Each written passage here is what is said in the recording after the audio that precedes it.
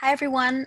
My name is Haruka Yamashita, and I am the founder of Planet Education and also the host of College Knowledge webinars. Today, I wanted to tell you about the 4 focus areas of college admissions and wanted to introduce to you the different College Knowledge webinars that I offer, which map to each of those focus areas. So first of all, when's the best time to boost your college knowledge? A lot of times, there is a benefit for parents to understand the process, at least from a higher level, before the students, right? They kind of want to see what's coming. And so take a look at this chart. You can see that I have both the dark blue and the light blue. The dark blue is what I would consider the ideal times to take the webinars, and the lighter ones are also good times. You can also see that I have a notation for when the parents should watch some of these webinars versus when the students can take a look at the webinars. Now, I have 4 focus areas in college counseling. The first being college major discovery, which is when the students are trying to understand who they are, what they want to study in college. Another focus area is college research, which is, all about exploring the different types of schools, whether it's public or private, or the UCs, the CSUs, the TAG program for transferring to CSUs and UCs, the pros and cons of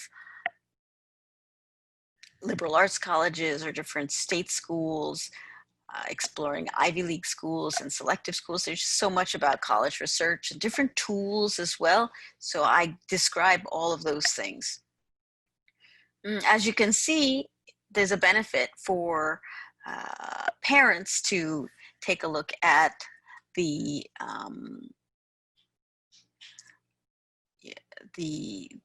some of these topics earlier than the students, but there's a lot of benefit in going just together. Sometimes the students, they're just not ripe, depends on the students, but some of them are not ready to get so engaged, but that doesn't mean that as a parent, you shouldn't start warming up as well. College financial literacy is an even better example of how the parents need to be prepared ahead of the students. In fact, this is an area where the parents must take the lead. And a lot of times the parents are a little bit in denial about the cost of college education or oblivious. Sometimes parents, if you have not grown up in the United States or you haven't been part of the college system in the US, there's a lot of unfamiliarity. And so to navigate the uncertainty is a tough one. So this is where the college knowledge webinars come in. I have a series called Financial Literacy. There are 8 hours of webinars related to everything from the hidden cost of college education, understanding FAFSA and expected family contribution, understanding net price calculators, understanding how you can best estimate how much college education is going to cost for your child or children. This is really important so that you can understand both benefits and the risks of the risk of paying too much. There are different tools, calculators that parents can use to put things in concrete terms, because I believe that every family should come up with a range of what they are willing to pay for. So again, these are the college knowledge webinars. I recommend that the parents take the lead on these while the student is a freshman or sophomore. And then when the students are juniors, they can start listening to some of them as well, because they are also stakeholders. They need to understand some of this process as well. College financial literacy is also really critical during the the list building process.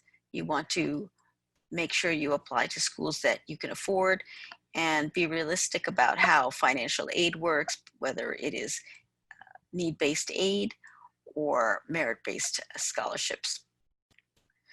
The final focus area is college essay writing.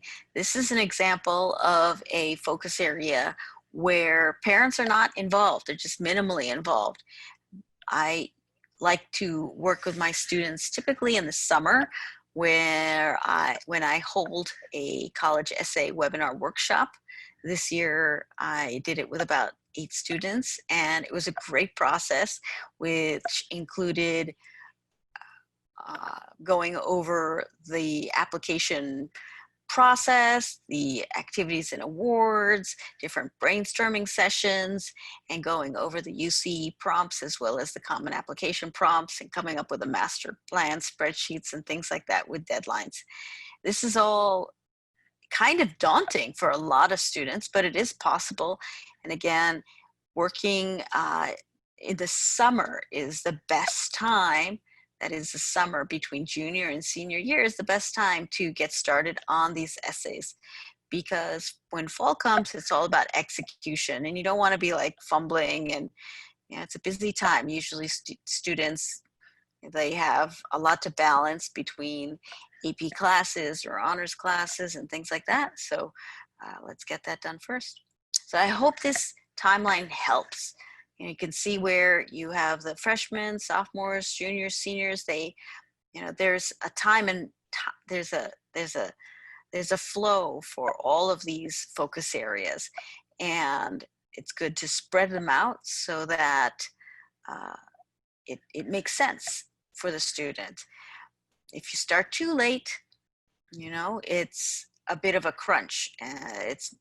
And there are risks, just like anything, any project. When you start too late, there's a benefit to